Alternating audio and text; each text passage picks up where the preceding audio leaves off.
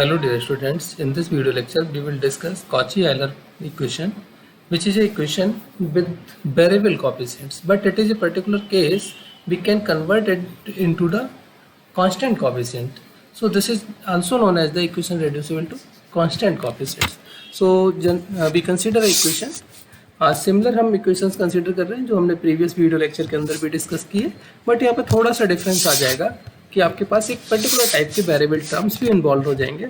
सो previous equation थी A naught D N Y over D X raise to the power N. मैं अभी उसी equation से इसको थोड़ा सा लिखने की कोशिश करता हूँ, ठीक है.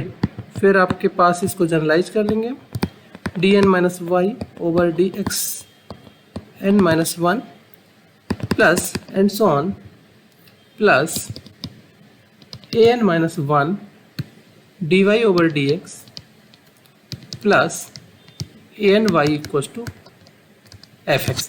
अब यहाँ पर देखिए कुछ टर्म्स हैं आपके पास particular type x raise to the power n, x raise to the power n minus one x. तो ये स्पेसिफिक टाइप के यहाँ पर आपके पास वेरिएबल कोएफिशिएंट्स होंगे. तो such kind of equation is known as the Cauchy-Euler equations, ठीक है. Provided the condition a not should be non zero. ये कंडीशन इसलिए हम टेक करते हैं so that our equations order can not be reduces, ठीक है. इक्वेशन का जो ऑर्डर है वो रिड्यूस ना हो, अदरवाइज आपके पास जो nth ऑर्डर इक्वेशंस की बात कर रहे हैं वो आपकी n-1 और n-2th ऑर्डर पर रिड्यूस होकर पहुंच जाएगी. सो इस बेस पर हमें सबसे पहले यहाँ पर ये कंडीशन मेंशन करना होता है कि A not should not be zero. Okay, तो इसको सॉल्व कैसे करेंगे? सिंपल प्रोसेस है. हम इसको पहले तो कन्वर्ट कर लेते हैं into the form of the constant coefficient. So इसके लिए कुछ सब्स्टिट्यूशन की जरूरत पड़ेगी. सपोज कर लेते हैं put x equals to e raise to the power z, और you can write z is the log x. Okay, so यहाँ से कुछ हम सिंप्लीफिकेशन देखने की कोशिश करते हैं. dz over dx is 1 over x, ठीक. मीन्स समथिंग जो dy ओवर dx है उसको हम कुछ कन्वर्ट करने जा रहे हैं. हमारे पास जो इंडिपेंडेंट वेरिएबल है वो हम चेंज कर ले रहे हैं, और शायद हमारे पास उस इंडिपेंडेंट वेरिएबल को चेंज करने के थ्रू इक्वेशन कांस्टेंट कोएफिशिएंट में रिड्यूस हो जाएगी. So now we try to find dy over dx in terms of dz. Now we want to find dy over dx in terms of dy over dz into dz over dx, and you already obtained dz over dx is 1 upon x dy over dz. So after the simplification you can write dy over dz as x dy over dx. Means simply in place of dy over dx we can write dy over dz. तो इससे हमारे पास क्या हो जाएगा कि ये constant coefficient में convert हो जाएगी. इसी तरीके से अगर हम सेकंड ऑर्डर की बात कर लें, d2y ओवर dx स्क्वायर, ये भाई कितना होता है d ओवर dx, और ये आपके पास कितना आ गया 1 upon x times of dy over dz. इसको थोड़ा सिंप्लीफाई कर लेते हैं, इसके बाद हम इसको जनरलाइज कर लेंगे. Okay, so 1 upon x as it is, 1 upon x as it is. इसका differentiation d over dx of dy over dz plus dy over dz as it is 1 upon x square का differentiation. So this is minus 1 upon x, sorry 1 upon x का 1 upon x square dy over dz. इसको simplify करते हैं 1 upon x, और this is dy over d over dx. So we make it d over dz into dy over dz. This is dz over dx minus 1 upon x square dy over dz. So I think this value is known, which is 1 upon x. So 1 upon x and 1 upon x is 1 upon x square, and this can be written as d2y over dz square minus 1 upon x square dy over dz. You can take out the 1 upon x square. This can be written as d2y over dz square minus dy over dz. Either you can use some symbolisations. हम यहाँ पर जैसे dy over dx को normally we can write capital D. So dy over dz के लिए भी हम कुछ इस तरह का एक सिम्बोलाइजेशन कॉल कर लेते हैं. Say let us suppose dy over dz can be symbolised dy over dz can be symbolized by say some d1 some different symbol, आप कुछ भी कॉल कर सकते हो. सो हमारे पास ये किस तरीके से लिखा जा सकता है.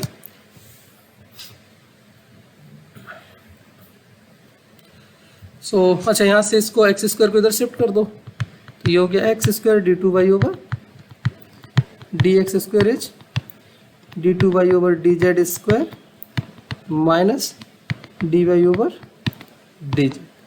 ठीक है, तो इसको हम समथिंग, ये जो यहाँ पर आपने इसको लिखा है, इसको अगर सिंप्लीफाई करें तो X D can be written as D one and this X D square X square D times of D square okay can be written as d1 square minus of d1 which can be written as d1 times of d1 minus 1. इससे हम generalisation यहाँ पर define कर पाएंगे. So similarly third order term x cube d3 can be written as d1 minus 1. So next term can be d1 minus 2. इस तरह से आप इनको जनरलाइज कर लेते हैं. In the same way, you can write xn dn can be written as d1 minus 1, d1 minus 2 and so on. जब आपके पास 3 था तो आप 2 तक जा रहे थे, यहाँ पर d1 minus n minus 1. Okay, तो अब एक एग्जाम्पल यहाँ पर देख लेते हैं कि भाई किस तरह से इस तरीके की प्रॉब्लम्स को हम सॉल्व करते हैं. तो ये हमारे पास कांस्टेंट कोएफिशिएंट्स में कन्वर्ट हो रही है एंड हम कांस्टेंट कोएफिशिएंट्स के जो भी हमने प्रीवियस वीडियो लेक्चर के अंदर जो प्रोसीजर्स डिस्कस किए हैं वो यहाँ पर सेम आपके एप्लीकेबल होंगे. बट इंडिपेंडेंट वेरिएबल आपका चेंज हो जाता है and this independent variable is known as this one independent variable is Z. तो इसके अंदर आपको सोल्यूशन मिलेंगे बट आप रिटर्न करेंगे in terms of the original. So let's see in the question.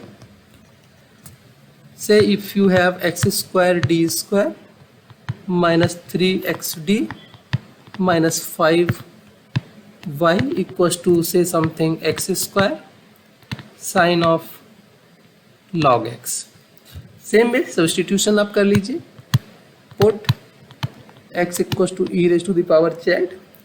So this can be written as z equals to something log x.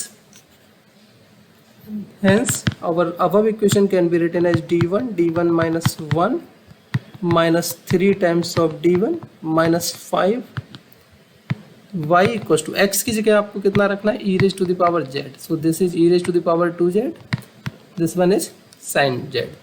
इनको और simplify कर लेते हैं. This one is d1 square minus d1 minus 3d1 minus 5 y equals to e raised to the power 2z sin of z. So this can be d1 square minus 4d1 minus 5y equals to e raised to the power 2z sin z. So first of all write down the complementary function. complementary आप direct इसके जो roots हैं उनको find करके note down कर सकते हैं. सो 5 के ऐसे फैक्टर्स करने हैं कि ऑन सब्ट्रैक्टिंग 4 आ जाए. सो 5 and 1 ओनली 2 फैक्टर्स हैं तो इसको तुम डायरेक्ट लिख सकते हैं. CFH C1 e raised to the power 5z plus C2 e raised to the power minus z. ये आपकी z के टर्म्स में आ रही है अभी. एंड आपको क्या निकालना है PI which is 1 over FD. ठीक है, D1 के टर्म्स में तो हमने D1 यहाँ पे मार्क कर लिया.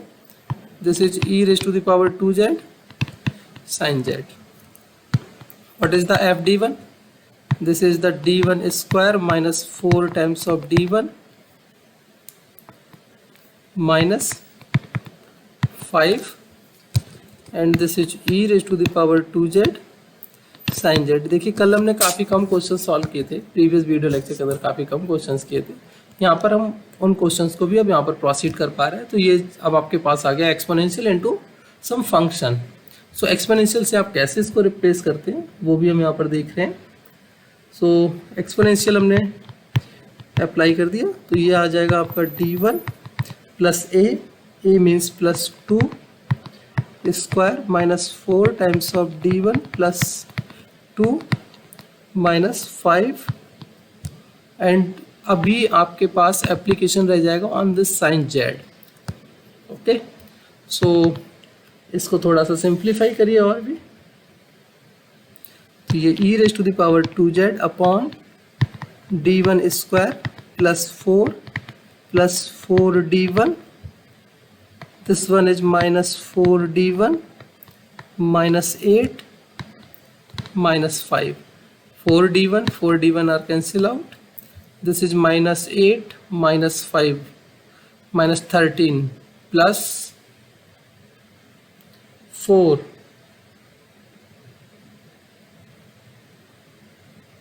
so this one is the 9.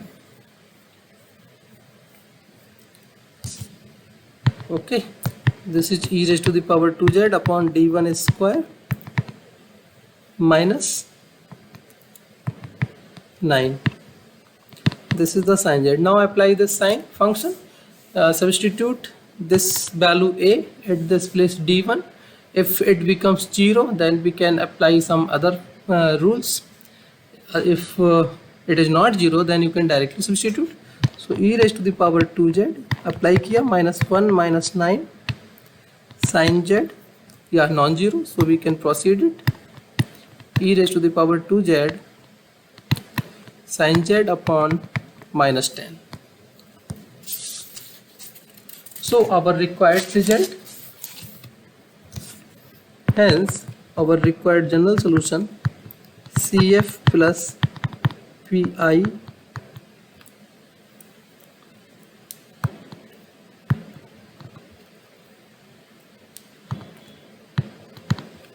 what is the CF? C1 e raised to the power 5z plus C2 e raised to the power minus z plus 1 upon with negative sign minus 10 e raised to the power 2z sin z. But our given problem is in the terms of x, so we return this original variable. So this one is C1 x raised to the power 5, e raised to the power z is simply log x, sorry, e raised to the power z is x. हमारे पास जो returning होगी वो होगी e raised to the power z equals to x plus C2 times 1 upon x minus 1 upon 10 x square sine log x. So इस तरीके से आप इन प्रॉब्लम्स को ईजिली हैंडल कर सकते हैं. एक और स्पेसिफिक आपको काइंड की इक्वेशन दी जाती है, उसको भी देख लेते हैं. This is also easy process. Second type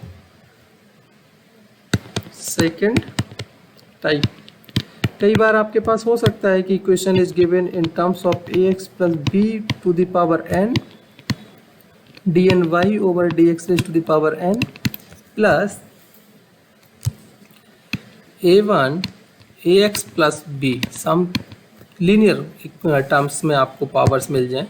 ठीक है, n minus 1 dn minus 1y over dx n minus 1 plus and so on an y equals to fx. तो इसमें भी कुछ नहीं करना है, सेम एज इट इज आपको प्रोसीड करना है. मैं थोड़ा सा यहाँ पर आइडिया दे देता हूँ, बाकी आप एज इट इज इसको प्रीवियस क्वेश्चन की तरह ही प्रोसीड कर लेंगे. तो इस बार अब आप इसको x की जगह पे कितना कॉल कर लेंगे, जो भी आपका ये फंक्शन है उसको ही सीधे सीधे आप कॉल कर लेंगे e raise to the power z. So our z is log of ax plus b. तो ये प्रोसेस रहेगा. बाकी each and everything is same which we discussed in previous question. Okay, so मैं यहाँ पर एक एग्जांपल आपको नोट डाउन कर देता हूँ, मीन्स क्वेश्चन नोट डाउन कर देता हूँ. आप उसको प्रोसीड करके देख सकते हैं, बट मैं आपको यहाँ पर इसको अभी सॉल्व नहीं करा रहा हूँ. ठीक है, this is the 2 times of maybe 2x plus 3 raise to the power 2 maybe 3 d3y over dx cube plus 2x plus 3 to the power 2 d2 by over dx square plus Y equal to 0। तो इसको आप self try कीजिए, बहुत ही simple problem है, easily हो जाएगी। जैसे हमने प्रीवियस में किया है एज इट इज़ उसी तरीके से आप कर लेंगे। बस इसको रिप्लेस कैसे करते हैं वो भी मैं आपको यहाँ थोड़ा सा आइडिया दे दूँ। This one is treated as X cube, ठीक है, और ये आपको एक साथ इसके अटैच करना है। तो जैसे आपने x cube d3y over D x cube को लिखा था d1 माइनस 1 d1 माइनस 2, तो एच इट इज यही आपको इसके प्लेस पे कॉपी करना है।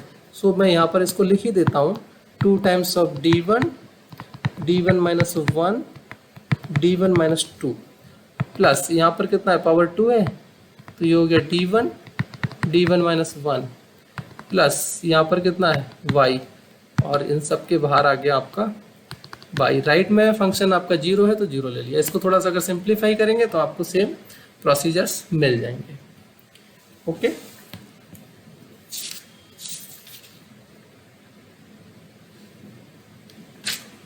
So stop here.